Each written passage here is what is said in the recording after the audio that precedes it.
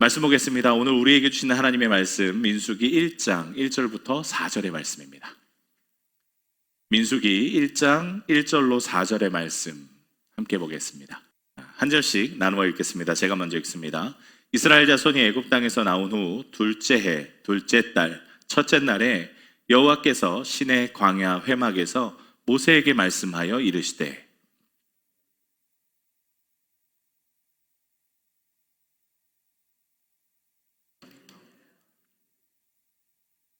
이스라엘 중 20세 이상으로 싸움에 나갈 만한 모든 자를 너와 아론은 그 진영별로 계수하되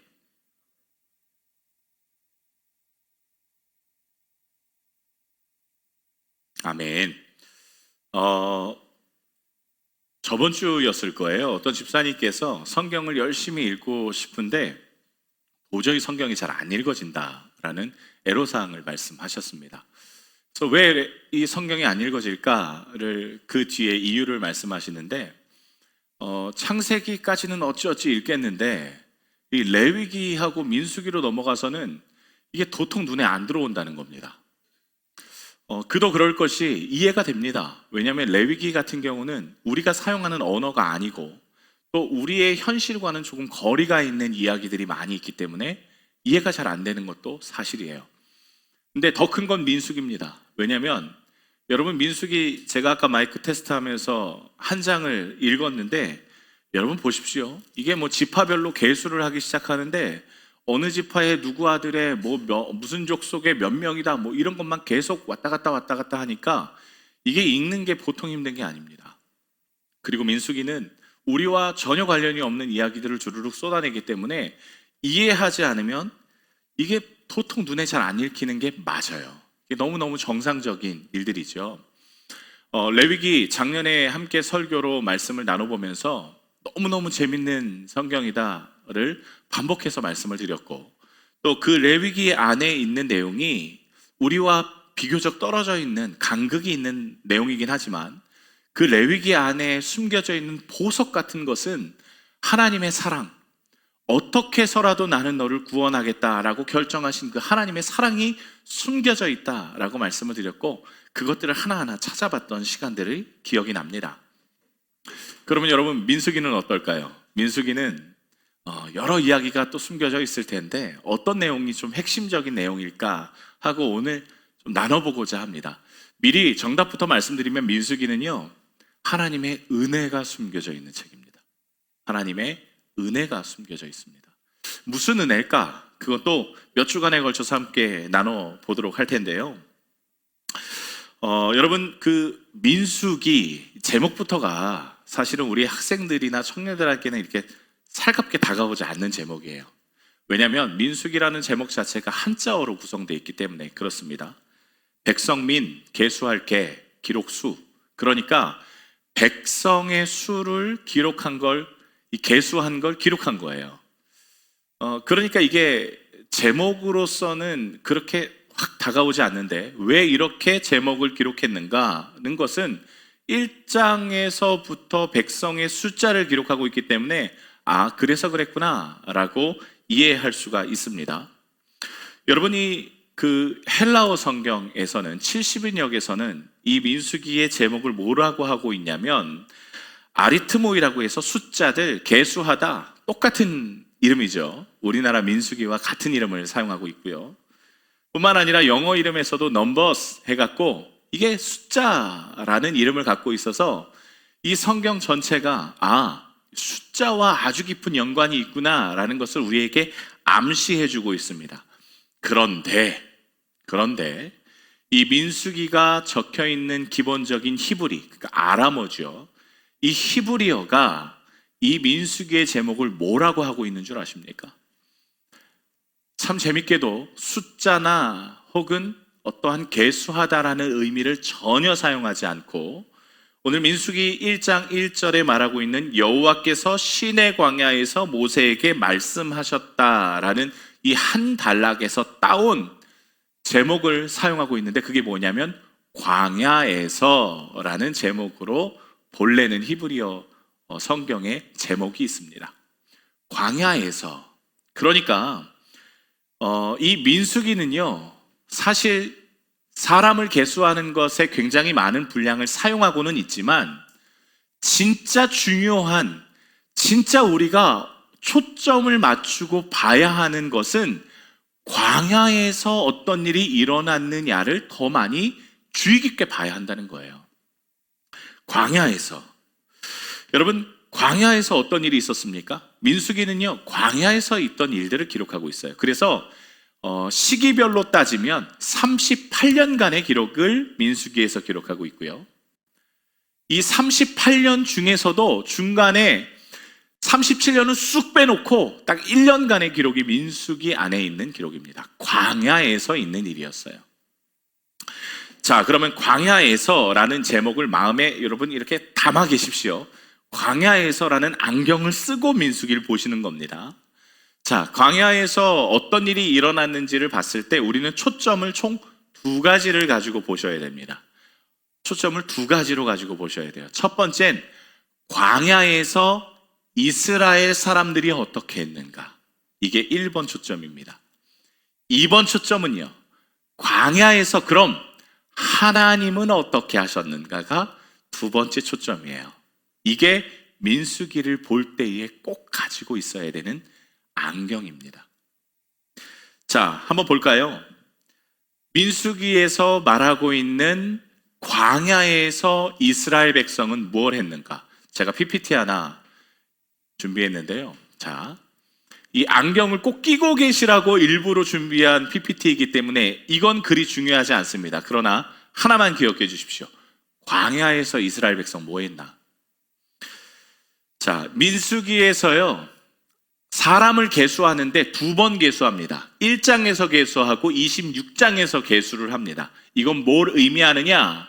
하나님의 군대를 세워가는데 1장에 있는 계수는 이스라엘 1세대의 계수예요. 1세대. 그러니까 애굽에서, 이집트에서 막 나온 20세 이상을 계수한 거고요. 26장에 있는 두 번째 계수는 뭐냐? 1세대는 모두 다 죽었습니다. 이제 2세대, 3세대에 대한 계수예요. 자, 1세대, 그럼 광야에서 이스라엘 백성은 뭐 했는가를 바라보는데 1세대와 2세대가 조금 느낌이 달라서 구분하는 겁니다. 자, 1세대는 뭐 했는가? 여러분, 1세대가 출애굽 홍해에서 막 나오면서 하나님께서 주시는 큰 은혜를 경험한 세대 맞지 않습니까? 사실 하나님이 이 이집트에서 건져내실 때부터 모세를 불러 일으키셔서 모세를 통해서 이 이집트의 10가지 재앙을 일으켜 주십니다.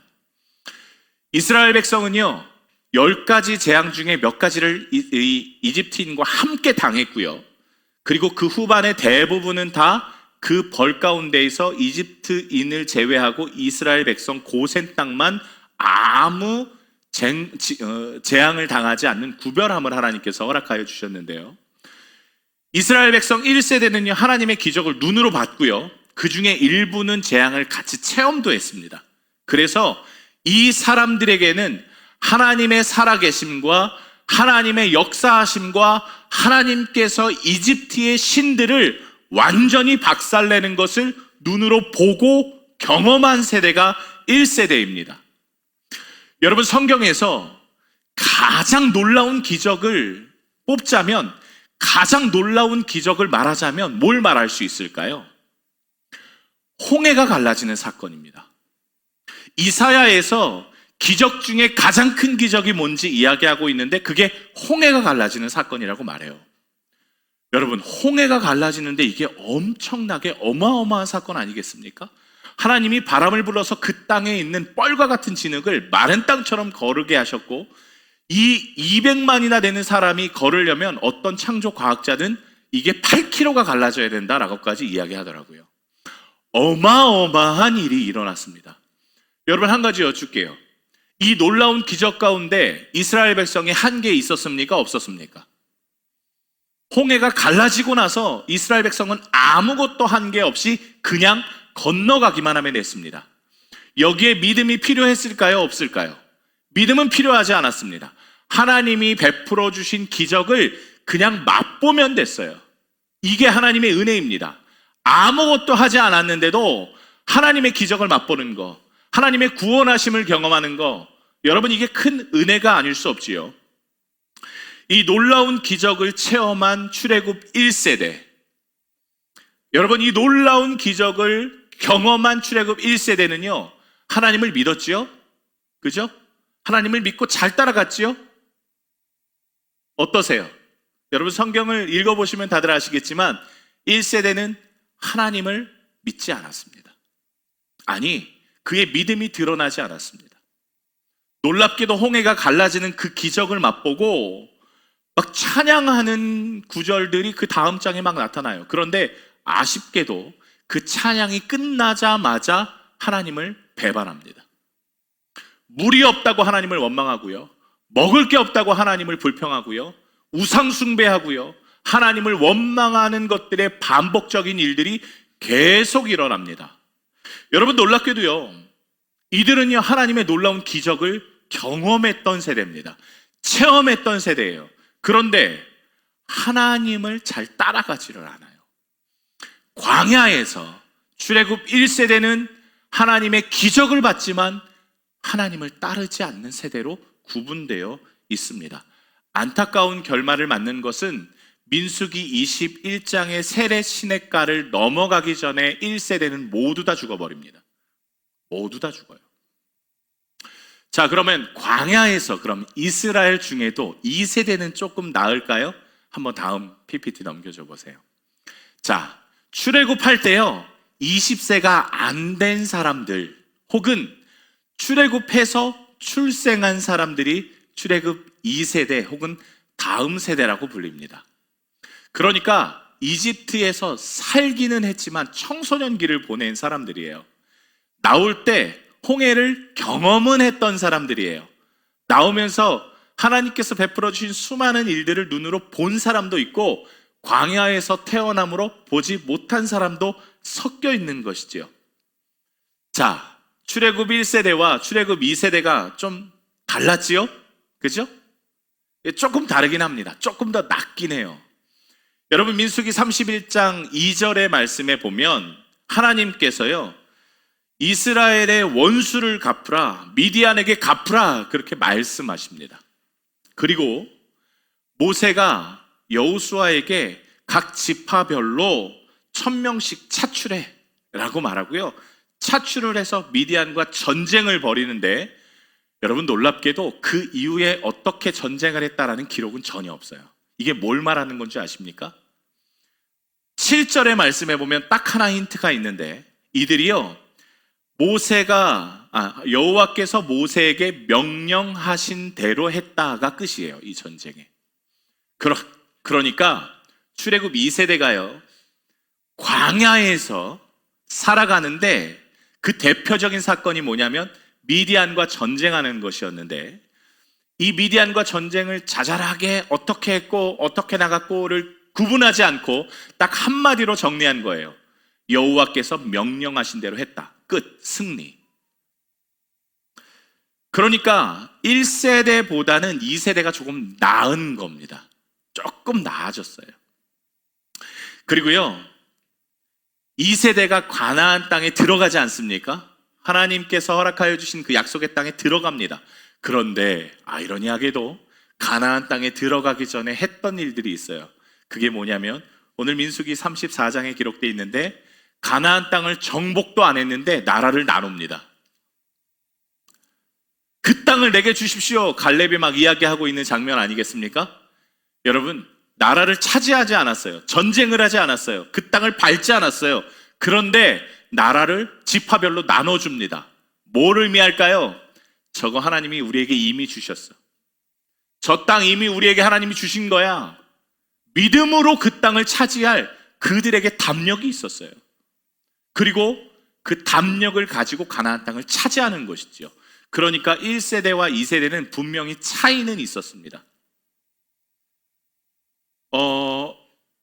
이 출애굽 1세대와 2세대가 공통적으로 경험하는 사건이 하나가 있는데 저기 제가 기록해놨죠. 물을 한번 건너는 사건이 공통적인 사건입니다. 1세대는요 홍해를 건넜고요.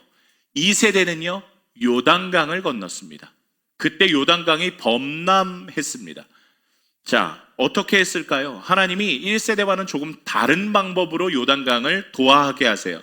무엇이었을까요? 과거 1세대는요, 믿음 없이 홍해를 건너게 하셨는데 2세대에게는 믿음을 요구하시는 장면이 있습니다. 요단강이 갈라지고 나서 이스라엘 백성이 지나간 게 아니라 하나님께서 여호수아 3장에 보면 니들이 먼저 들어가라 그렇게 말씀하세요.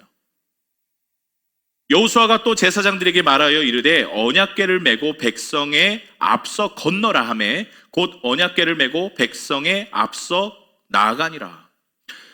13절에 보면 여호수아 3장 13절에 보면 온 땅의 주 여호와의 궤를 맨 제사장들의 발바닥이 요단물을 밟고 멈추면 요단물 곧 위에서부터 흘러내리던 물이 끊어지고 한 곳에 쌓여 서니라. 그러니까 먼저 건너는 거예요. 물이 갈라진 게 아니라 먼저 밟아야 갈라지는 일들을 하나님께서 실행하셨다라는 겁니다. 뭐가 필요할까요? 믿음과 순종이 2세대에겐 더 많이 요구되는 시험들이 있었습니다. 그런데 감사하게도 출애굽 2세대, 3세대, 다음 세대는 이 시험을 통과하면서 지나갑니다. 더 나았던 것이죠, 확실히. 그러면 여러분, 이 다음 세대가 정말 대단한 세대 아니겠습니까? 여러분, 지금 우리가 저기 그 베트남의 강에 가서 발을 이렇게 내딛는다고 그 발이 갈라지겠습니까? 그런데 그 시험들을 하나하나 이겨나가는 거예요. 다음 세대가 하나님의 마음에 맞는 일들을 몇 가지를 해 나갔지요. 그런데 아쉽게도 민수기가 하고 싶은 이야기는 이스라엘 백성이 광야에서, 그것도 2세대가 광야에서 했던 일들이 1세대와는 별반 다르지 않았다라는 것을 민수기에서 말합니다. 믿음은 있는데 가나안에 들어갔는데 그게 하나님의 마음에 딱 맞는 일들은 아니었어요. 여러분, 민수기 25장에 그러니까 이제 2세대만 남은 거예요. 2, 3세대 다음 세대만 딱 남은 그 순간에 이 다음 세대가 어떤 일을 일으키는 줄 아십니까? 가장 이제 처음 딱 다음 세대만 남았던 그 순간에 일어났던 사건이 뭐였냐면 시딤이라는 곳에서 모압 여인들의 유혹을 받고 간음하는 사건이 가장 처음 나타나요. 이게 어떤 일이었냐면 모압 여인들, 그러니까 이스라엘 백성은 여러분 광야에서 막 40년 동안 돌아다녔으니 얼마나 남노했겠어요. 물론 하나님이 옷과 신발을 달지 않게 하셨지만 그의 행색이 좋아 보이지 않았을 거예요. 그런데 모압 땅, 그 기름진 땅에서 여인들이 나타납니다. 그리고 이 이스라엘 백성을 유혹해요. 그리고 이 유혹에 이스라엘 남자들이 여러분 몇 명이나 빠져들어갔을까요? 하나님께서 이 일이 있고 난 뒤에 이스라엘의 사람들을 죽이세요. 우상 숭배한 사람들을 죽이시는데 무려 2만 4천 명을 한 번에 죽이십니다. 연병으로요. 2만 4천 명이 간음했어요. 여러분, 이 당시 이 시딤의 모압 여인들이 어떤 여인이었냐면 그냥 유혹하고 간음하려고 하는 여인들이 아니었고요. 사실은 사제였습니다. 우상 숭배하는 사제였어요. 그냥 간음한 게 아니라요, 이들을 우상 숭배하게 하기 위한 전략으로 이 이스라엘 남자들을 꼬였던 거예요. 그리고 그렇게 꼬아 넘어간 자들이 무려 2만 4천 명이나 돼서 하나님께서 2만 4천 명을 한 번에 죽이시는 역사적인 사건이 출애굽 2세대의 첫 발자국의 족적에 기록되어 있는 일입니다. 그러니까 여러분, 민수기에서 말하고 있는 것은 1세대나 2세대나 사실 가나안에 들어가기에는 합당하지 않다는 겁니다. 그들이 아무리 믿음을 갖고 하물며 요단강을 믿음으로 건넜다라고 해도 사실 하나님의 기준에선 그들이 합당하지 않다는 거예요. 시작부터가 잘못된 길을 걷고 불순종하고 있었다는 겁니다. 하나님의 백성의 길을 걷는다고 하지만 그들은 여전히 불순종의 길을 걸었던 자들이라는 것입니다. 그걸 고발하고 있어요. 여러분, 믿음이 있는 것 같으나 결과는 불순종이었고요. 믿음이 대단한 것 같으나 순종도 믿음 없는 자와 크게 다르지 않았다라는 게 민수기에서 말하는 이스라엘 백성의 광야에서 있었던 일입니다. 자, 대충 이제 결론이 나셨죠? 광야에서 이스라엘 백성은 범죄한 자들이었어요. 그러면 우리가 이제 두 번째 안경을 좀 껴보겠습니다. 민수기에서 기록하고 있는 광야에서 하나님은 그럼 어떻게 하셨는가? 여러분 한번 볼까요? PPT 하나만 더 띄워주세요. 세 번째, 광야에서 하나님은 어떻게 하셨을까요? 대표적인 사건입니다. 민수기 이제 2세대가 막 시작하고 나서 그 세렛 그 시내를 막 건너고 나서 어떤 일이 발생하냐면 발락이라는 왕이 발람이라는 주술사에게 저 이스라엘 백성을 저주해달라고 사주합니다. 엄청난 보물을 주고 그 당시에 그야말로 용한 주술사였던 거죠. 저주해줘 라고 사주를 해요. 발람이 여러분 그 재물을 보고 알았어 하고 지나가는 이스라엘 백성에게 저주를 퍼부을 준비를 합니다. 그런데 여러분, 저주를 하려고 하는데 이 발람이라는 주술사가 이스라엘 백성을 저주를 했습니까? 못했습니까? 저주를 못해요. 죽일 이렇게 하려고 하다가 축복한다 이렇게 끝나는 거예요. 왜 그럴까? 이 발람이라는 사람이 뭐라고 이야기하는 줄 아십니까? 왜 도대체 이렇게 못하는 걸까? 민수기 22장 12절 말씀해 보면 그 이유가 기록되어 있는데요. 하나님이 발람에게 이르시되 너는 그들과 함께 가지도 말고 그 백성을 저주하지도 말라. 그들은 복을 받을 자들이니라. 그들은 복 받을 자야. 너 그들에게 저주하지 마. 자, 이스라엘 백성이 알았을까요? 몰랐을까요? 하나님께서 지금 발람에게 저주하려고 하는 이 순간 가운데 하나님께서 막고 계신다는 걸 이스라엘 백성이 알았을까요? 몰랐을까요?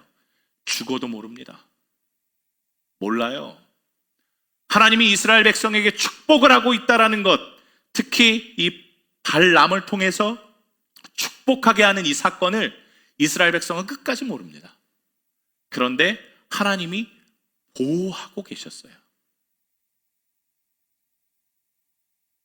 여러분, 다음 세대가 하나님 앞에 막 순종을 해서 지금 보호하셨을까요?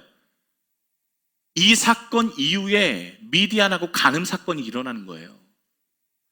하나님은요, 이 사건 이후에 하나님을 배신하고 간음할 것을 알고 계셨어요.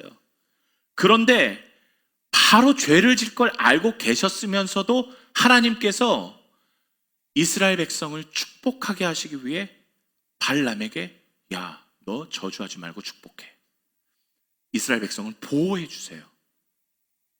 저주를 받아야 마땅한 자에게 축복하게 하십니다. 하나님이 막아버리시는 거예요. 여러분, 이스라엘은 이 순간에도 하나님을 원망하고 불평했습니다. 그러나 하나님이 막아 계셨고요, 보호하고 계셨어요. 광야에서 여러분 하나님이 뭐 하셨습니까? 하나님은요, 광야에서 이스라엘을 보호하고 계셨어요. 이게 민수기에서 하고 싶은 이야기인 거예요. 이스라엘 백성이 범죄했다라는 것을 민수기에서 말하는 게 아니라요, 그런데 하나님은 뭐 했을까?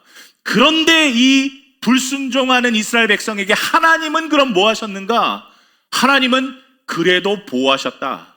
이걸 민수기에서 말하고 싶은 겁니다. 이스라엘을 지키고 계셨어요. 불순종하는 이스라엘 백성을 그들의 상태와 그들이 뭘 할지와 전혀 상관없이 하나님은 하나님의 일을 하셨던 거예요.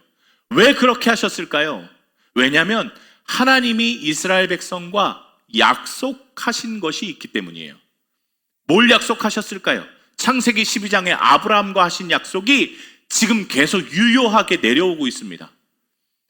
내가 너의 아버지가 되고 너는 내 백성이 될 거야. 이 약속이 지금 이스라엘에게서 하나님이 베푸시는, 보호하시는 이유가 됩니다. 넌 내 백성이니까, 넌 내 아들이니까 나는 너를 끝까지 보호할 거야. 그게 하나님의 신실하심이에요. 성경에 신실이라는 단어를 사람에게 쓴 케이스는 딱 한 번밖에 없습니다. 그것도 사실은 그가 신실해서 사용한 건 아니에요. 신실은 오직 하나님께만 쓰는 단어입니다. 여러분, 신실이 무슨 의미입니까? 변하지 않는다는 거예요. 어떠한 환경과 어떠한 조건과 여러 가지의 상황 때문에 변하거나 하지 않으신다는 거예요. 여러분 잘 보세요. 이스라엘 백성이요, 하나님의 홍해를 건너는 기적을 체험했습니다. 요단강을 건너는 기적을 체험했어요. 그들은 날마다 하나님이 먹이시고 입히시는 것들을 발견했어요. 그런데 그들은 불순종했어요. 하나님과 멀어졌어요. 그런데 하나님은 멀어지시지 않는다는 겁니다. 하나님은 끝까지 지키셨다라는 거예요. 하나님이 뭐라고 하셨을까요? 나는 너의 하나님이다. 나는 너의 보호자가 되어주겠다. 내가 너를 지켜줄게. 너가 무슨 짓을 하던 간에 나는 너를 지킬 거야. 그게 하나님의 약속이었고 하나님의 신실하심입니다. 그 신실하신 증거가 뭘까요? 그 가장 큰 증거가 바로 구름 기둥입니다. 하나님께서 성막이 완성되었을 때 그 구름으로 하나님의 임재를 보여주세요. 그리고 그 구름이 이스라엘 백성을 어디로 이끄는지 날마다 그 족적을 먼저 가주세요. 여러분, 구름 기둥이 펴 있는 동안에 이스라엘 백성이 날마다 순종했나요? 그렇지 않았어요. 원망하고 불평하고요, 하물며 우상 숭배하고요, 금송아지 만들어 제끼고요, 하나님이 어디 있어? 하고 하나님께 도망가기도 하고요. 믿음이 바닥났고 도저히 하나님을 이해할 수 없다고 불평했을 때 하나님이 그러면, 야, 니들 내가 있는지 없는지 한번 확인해봐 하고 구름 기둥을 싹 걷어내면 여러분, 이들이 얼마나 더 하나님의 말씀을 잘 드러냈을까요? 그 광야에서요, 구름 기둥 싹 건져내면 여러분, 반나절도 못 삽니다. 하나님 스스로를 드러내실 수 있는 좋은 방법은 이들이 범죄하면 구름 기둥 싹 걷어내고 다시 말 잘 들으면 구름 기둥 싹 펴주고, 이게 훨씬 더 효과적이었을 거예요. 그런데 하나님은요, 이들이 범죄하였을 때에도 구름 기둥을 단 1초도 거두신 적이 없으세요. 언제까지요? 약속의 땅에 들어갈 때까지. 단 하루도, 단 1시간도, 단 1분도 1초도 구름 기둥을 거두시지 않으세요. 그게 뭐를 의미할까요? 하나님의 신실하심입니다. 여러분, 저 같으면요, 벌써 걷었어요. 저 같으면 이게 어떻게 그럴 수 있어? 하고 걷어냈을 거예요. 그런데 하나님은 이들을 지켜내셨어요. 여러분, 참 은혜가 되는 말씀 한 구절이 있는데요, 그게 뭐냐면 출애굽기 13장 22절 말씀이에요. 이들이 범죄하고 하나님을 떠나갑니다. 이들이 하나님을 원망합니다. 그런데 하나님이 어떻게 하셨는 줄 아십니까? 출애굽기 13장 22절 말씀 읽어드리면요, 이래요. 낮에는 구름 기둥, 밤에는 불 기둥이 백성 앞에서 떠나지 아니하리라. 낮에는 구름 기둥, 밤에는 불 기둥이 백성 앞에서 떠나지 아니하니라.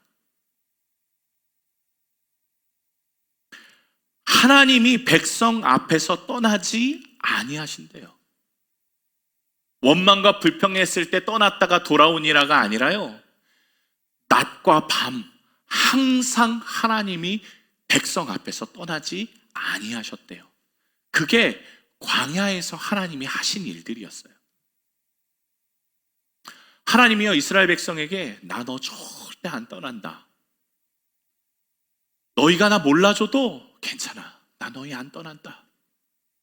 너가 우상 숭배를 하고 죄를 지어도 나 너 안 떠난다.